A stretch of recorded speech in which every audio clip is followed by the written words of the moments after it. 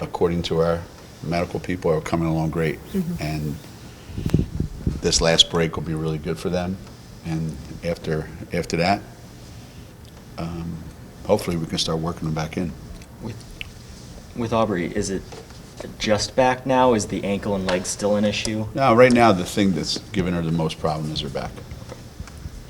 You know, how's Paige? You yelled at her to sit down already today. Is she already champing at the bit to?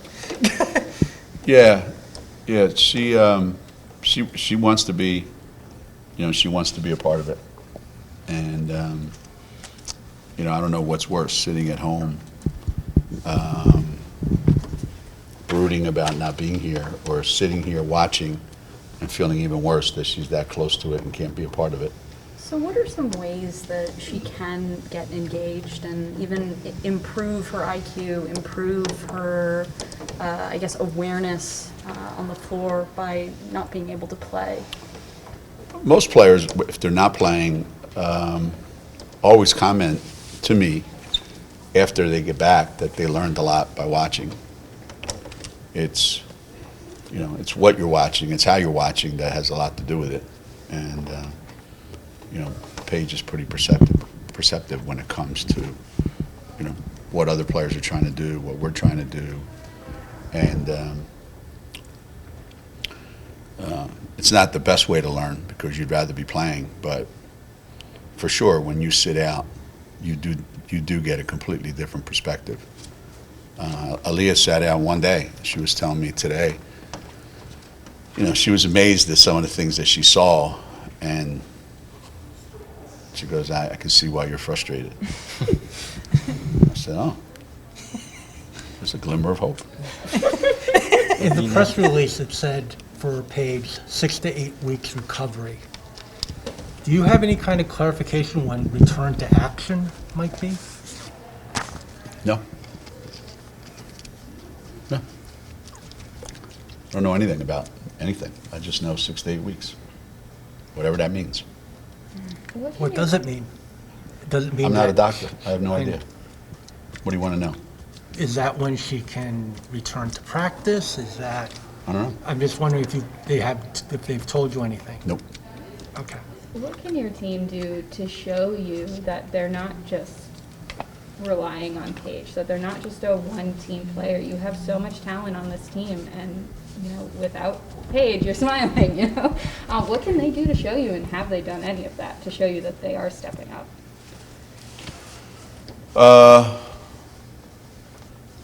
I don't think it comes right away. I don't think it's something that immediately shows itself. If it did, we wouldn't have looked so bad in the Georgia Tech game, would we? So the real test will come after we've played a couple games. I thought there was a huge improvement in the UCLA game than there was, from the Georgia Tech game. And it's been a lot. It's been overwhelming because there's not just Paige. Because if it was just Paige and we had AZ and Nika, that's 2 guards that can take a lot of the pressure off the guards we already have. But it's 3 guards. So the overwhelming enormity of it is what's got them down. That there's no relief. And there's nobody, we can't go on the waiver wire and pick up somebody as a free agent. So the reality is going to sink in little by little that this is it. This is what we've got. And, there's glimmers in practice of, like Dorcas stepped up pretty good, right? He had a really good game. And he was horrible in the Georgia Tech game. And she had a really good game against UCLA. Caroline didn't play well against Georgia Tech and played really well against UCLA.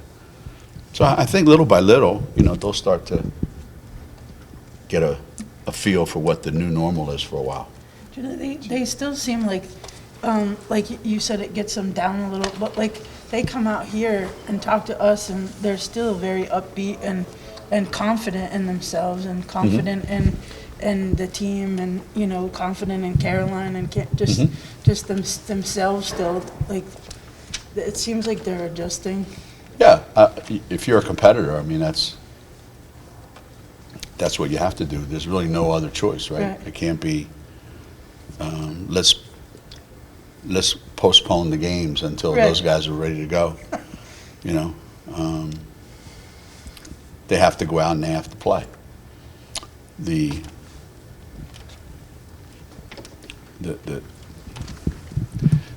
game doesn't look the same, the team doesn't look the same because things don't flow as smoothly, so things are a little more choppy. And that takes time for it to settle in, you know. So far we haven't been able to get, but even before those guys went down, we were having, a difficult time trying to incorporate everybody's best game into the lineup,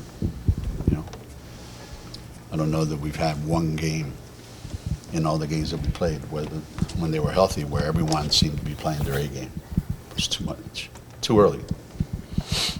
So, this is what it is. This is what it's going to look like for a little while. Geno, Dan 10 minutes ago was a couple hundred feet away discussing the same thing, injuries. I don't know how much you guys cross paths or chat, but have you had any moment with him like, man, you believe this? Yeah, I did. I talked to him after the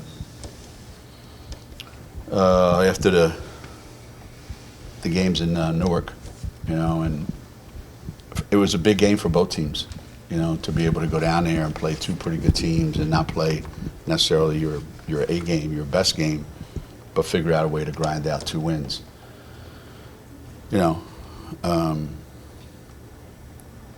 Wins are wins, and they're hard to get. It's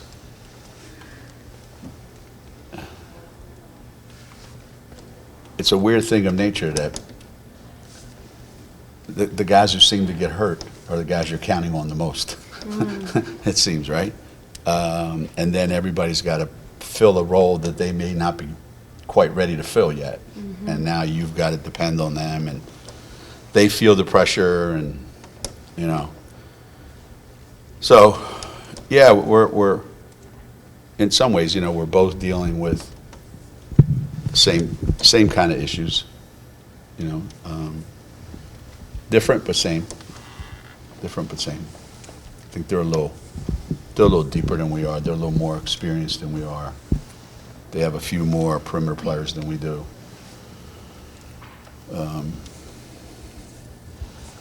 And I know that they're getting a couple of their guys back fairly quickly, if not, this weekend.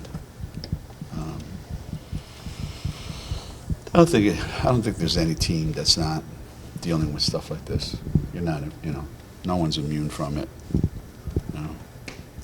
Is there one thing that you think you can rely on right now, Geno? One thing that the team is going to bring, whether it's defense or something else, over the next few weeks? I thought defensively we were pretty good in the Notre Dame game. I thought defensively we were pretty good in the Georgia Tech game. And defensively I thought we were pretty good in the UCLA game. So that seems to have been pretty much a constant. I've always said if we play good defense, we always have a chance. And then if the ball goes in, then depending on how much it goes in, how often it goes in, depends on whether it's an easier game to win or a harder game to win. But at least with your defense, you have a chance. And, we've always been a really good defensive team. We've always worked hard at it. So we'll always give ourselves a chance. It's just that I think kids by nature, if they have trouble scoring, it gets in their head a little bit, Now there's so much pressure to get stops. And that's what we did to teams for the longest time, for the last 20-some years. They knew we were going to score. And now they got to get a stop. But they know we're going to score. And now because they know we're going to score 6 possessions in a row, it puts pressure on them to have to make shots. So kids that normally, if they're up 12, shooting threes, like, yeah, I make these all the time. Well, now against us, when you're down 12, they don't go in so easily, do they? So the defense gives you a chance, and it's been really good for us so far, except for the Arkansas game. That was probably the only game where defensively I thought we were not good. I'm curious, amid the limited practice time this week, how you've been preparing the group to deal with the type of defensive pressure that Louisville brings and has brought pretty consistently this season. Yeah, probably not the ideal matchup that you would want, given the situation that we're in, right? But again, you know, it's a good opportunity. It's a good challenge. You know, you've had years where something like this wouldn't bother you one bit. You know, you'd have Fisa bring the ball up the floor. You'd have Stewie or Tuck bring the ball up the floor. We don't have that luxury. So, and there's a chance that they could wear out our guards pretty quickly. So we've got to make sure that we are pretty judicious about how we attack them, how we use our timeouts, how we use our substitution patterns. Because just running up and down with them and playing the same way they want to play, probably not the winning edge for us. But coming out of this game, all of our players will be better ball handlers because of it. All of our players will have a better handle of pressure because of this game. You know, you can do it in practice, but until you do it in the game, you really don't know if you can do it. You know, Has Dorka kept up? Brooke had a great day today. Yeah. Brooke had a great day today. She was really good. I think that game gave her a tremendous amount of confidence. Tremendous amount of confidence. You know, it really, really helped her kind of feel comfortable with spots on the floor that, you know, she had asked me last week, as a matter of fact. I feel lost out there. You know, I almost said, well, get unlost. You know, like, what do you mean you feel lost? Like, you were first team all Big Ten. Where did you go to get your points? Well, I'd like to go here, I'd like to go there, I'd like to go there. So, well, there are things in our offense that are preventing you from going to those places? No. I said, well, I'm not the brightest guy. I said, but I got a solution. Go to those places, see what happens. And it did. And she feels comfortable now. Like, you know, I solved her problem. I don't know. Thanks, Dorka, but I didn't have anything to do with it. Or is it just the idea of that it's going to take time to make those adjustments, and especially people like us who just assume we see stats, we see highlights, we're like, oh, this is what she's like, this is going to be applied immediately.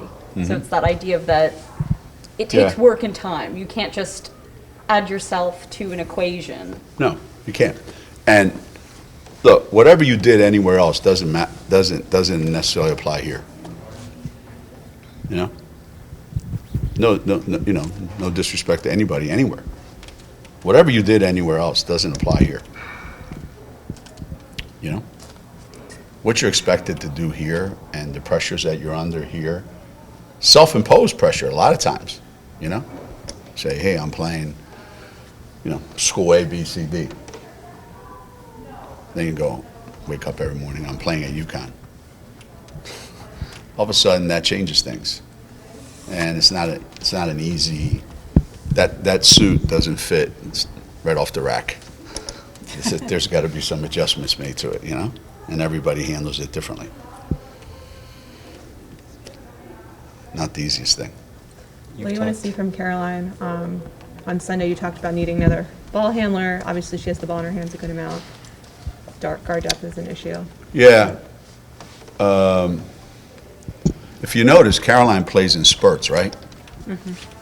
And they're good ones. And now, you know, we need more consistency.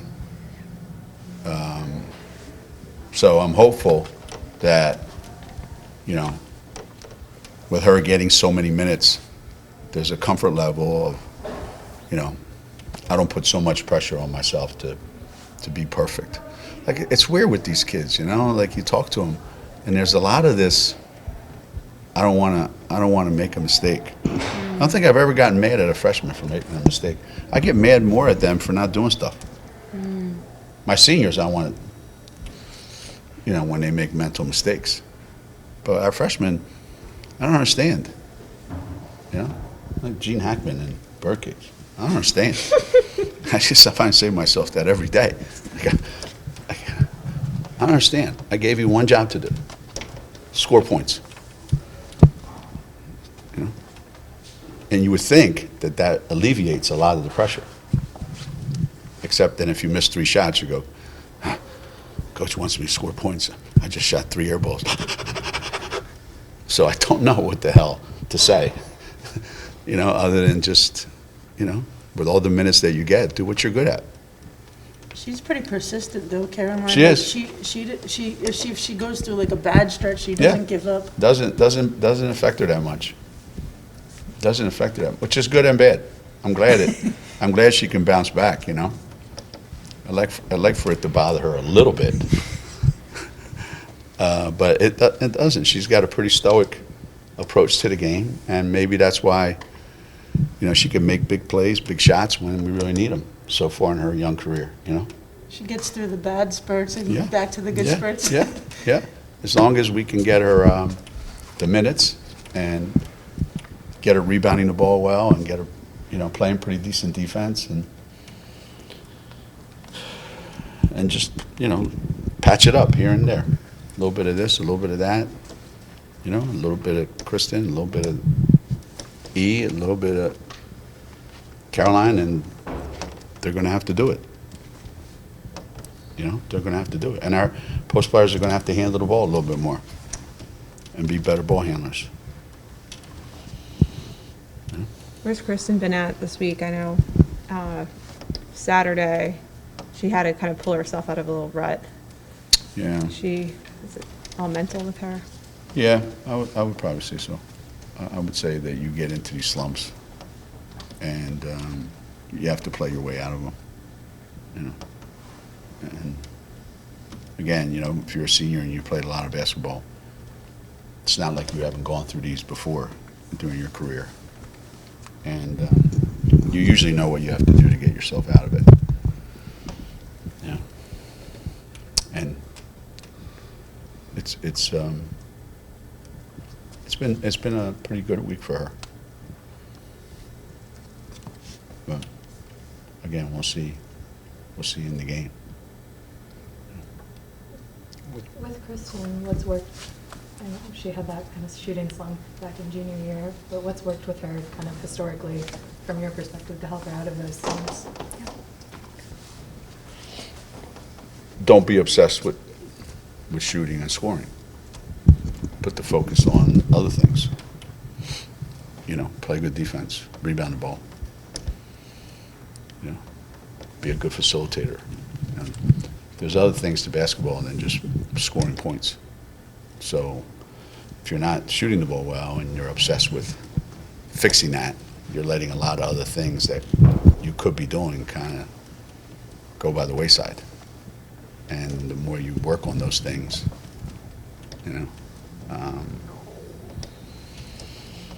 that's get to the free throw line, get an offensive rebound and score, get a steal. So there's lots of ways to do it. You just got to take your mind and expand it a little bit rather than narrow it. It's easy to do when you're struggling. So.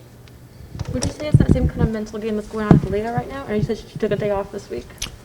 Say that again? Would you say it's the same kind of mentalness that's going on with Kristen, the same that's going on with Leah? I know you said she took a day off earlier this week. Yeah, I mean, she tweaked her. She had a hard fall in the UCLA game.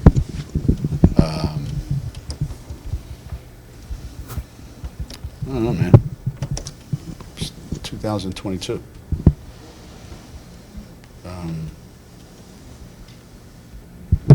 I don't think anybody's in their right mind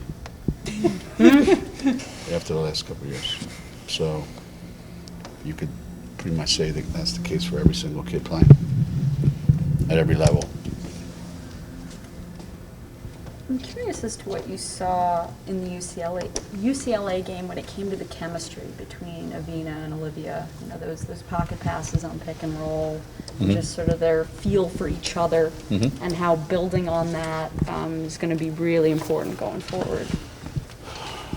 Yeah, well, we put in a couple wrinkles to get Liv easy 15-footers, and she's, you know, she made a couple, and we're going to keep doing that. Same with Dorka, you know, and Isa, you know, she's the only kind of explosive guard that we have now. She's the only dynamic guard that we have right now with the ball. So she's got to make those plays. And those shots are going to be available the entire game for our post players. And if they make a couple of them, then people have to come out and guard them. And we really need that to happen, because we can't get to the basket enough to get to the free throw line. So one thing will help the other thing. The first thing will help the second thing. You know, the second thing. Is the biggest challenge with Louisville just the pressure that they can put on your guards? I mean, even if you weren't short in guard play.